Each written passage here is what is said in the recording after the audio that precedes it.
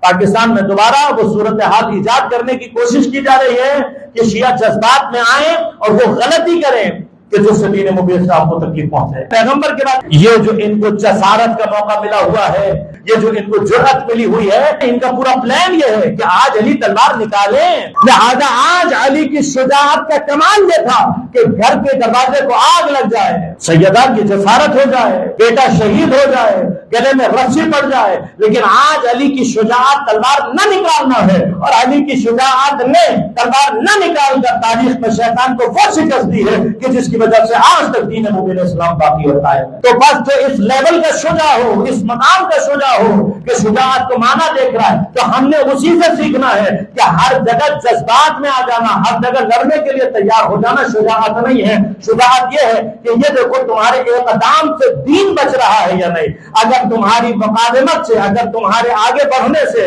اگر تمہارے لڑنے سے دین بچتا ہے، وہاں تک لڑو کہ تمہارے بدن کے ٹکڑے ٹکڑے ہو جائے، اور اگر تمہارے تلوار روکنے سے دین بچتا ہے تو اس مقام تک چلے جاؤ کہ دشمن تو شکست کھائے، تمہاری تلوار باہر نہ آئے۔ پاکستان میں بارہا الحمدللہ بہت سارے علماء کی اسی بصیرت نے کئی مقامات پر ہمیں اس فساد سے بچایا ہے۔ آج بھی پاکستان میں دوبارہ وہ صورتحال ایجاد کرنے کی کوشش کی جا رہی ہے کہ شیعہ جذبات میں آئیں اور وہ غلطی کریں کہ جو دین مبین صاحب کو تکلیف پہنچے۔ اور اب عین اس مرحلے پر ہمارا کردار کیا ہونا چاہیے؟ کون سی سیرت ہے جو ہم سے تقاضا کر رہی ہے اس وقت؟ آیا سیرت کربلا ہے جو تقاضا کر رہی ہے؟ یہ پہچاننا اور اس پر عمل کرنا یہ کمال تشیع ہے۔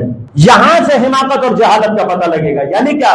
اگر ہم نے صحیح وقت پر صحیح سیرت کا انتخاب کیا تو پھر ہم اپنے زمانے کے امام کے بالکل پیچھے گئے، لیکن اگر خدا نہ خواستہ ہم نے اپنی جہالت یا حماقت میں آ کر، جذباتیت میں آ کر، لہذا کسی بھی مقام پر فیصلہ کرنے سے پہلے ہمیں جو کام کرنا وہ کیا کرنا ہے؟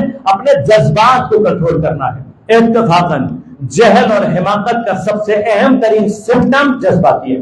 عالم کے اندر ہمیشہ تحمل ہوتا ہے، ذہین کے اندر ہمیشہ تحمل پایا جاتا ہے۔ اگر ہمارے اندر تحمل نہیں ہے، اگر ہمارے اندر برداشت نہیں ہے، اگر ہمارے اندر ہم فوراً فلیئر اپ ہونے والے ہیں، تو معذرت کے ساتھ یا کہیں ہمارے اندر جہل چھپا ہوا ہے یا کہیں نہ کہیں حماقت چھپی ہوئی ہے۔ اس لیے کہ یہ انورس ریلیشن ہے، جہاں آپ کا جذبہ غالب ہوا وہاں پر عقل مغلوب ہو جاتی ہے۔ لہذا اگر آپ عقل کو غالب رکھنا چاہتے ہیں تو آپ کو جذبات کو مغلوب رکھنا ہوگا۔ اگر ہم نے یہ ہنر سیکھ لیا تو یاد رکھیے کہ دشمن پھر ہم سے کبھی نہیں کھیل سکتا۔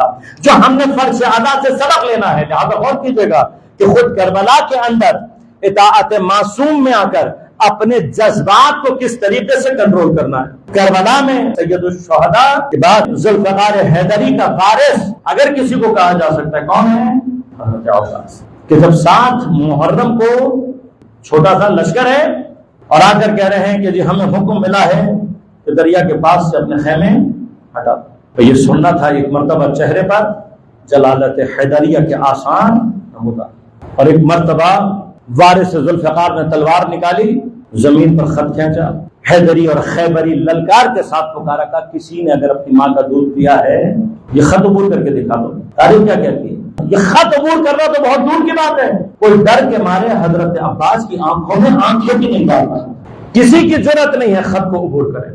پوری جلالت چہرے پر جمع ہے، اور عین کسی نے پیچھے سے آ کر کہا امام حسین کہہ رہے ہیں خیمے ہٹا دو۔ حضرت عباس کا امتحان سمجھے تو صحیح، حضرت عباس کا علم اٹھانے والے ایک مرتبہ سوچے تو صحیح کہ جناب عباس پیغام کیا دے رہے ہیں۔ تصور کریں آپ، پوری جلالت چہرے پر موجود ہے، کسی کے اندر جرأت نہیں آگے بڑھے، لیکن جیسے یہ جملہ سنا نا کہ امام حسین کہہ رہے ہیں، تلوار کو نیام میں رکھا، خاموشی سے سب کو جھکایا، خیموں کی پہلی تناب کھولنے والے جناب استاد شہید سبت جعفر کا ایک شعر ہے، اس کا مفہوم واقعاً استاد کی نظر خدا ان کو درجات متعالی کرے۔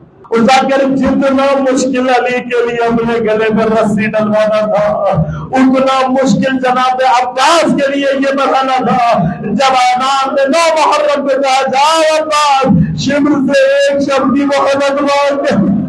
محنت کا لفظ حضرت عباس کے لیے کیا مانا رکھتا ہے؟ کبھی سوچو، شبر جیسا بس فطرت امداد کہا، علی کا شیر کہا، حسین کا بھائی اور وزیر کہا، لیکن ایک مرتبہ کہہ دیا تو سوال کوئی نہیں ہے۔